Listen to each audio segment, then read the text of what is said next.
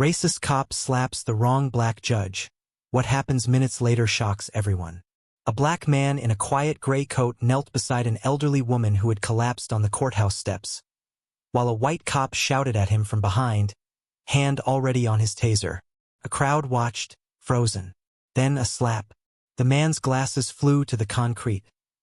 Every morning, he passed through that same door unnoticed, bearing the weight of justice in silence. But in plain clothes, he was just another black man. He stood up, slow, steady. No anger, just a quiet hand brushing the dust from his coat.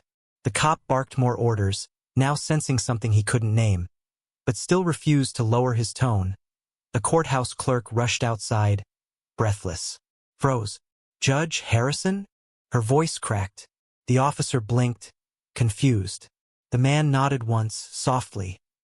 The judge stepped past the officer without a word, helped the elderly woman up, his hand gentle on her shoulder.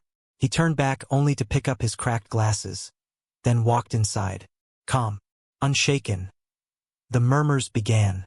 Whispers rippled through the gathered lawyers, interns, even janitors. That's Judge Miles Harrison. He rules the 2nd District Court. Silence followed. Then heads began to turn toward the officer.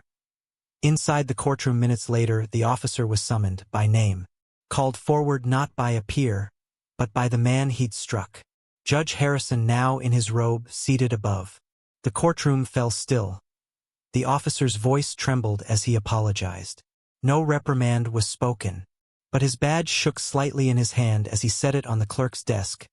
Unasked at today's end, Judge Harrison placed his broken glasses in a velvet-lined drawer beside a small brass plaque. Still see clearly. He closed it gently.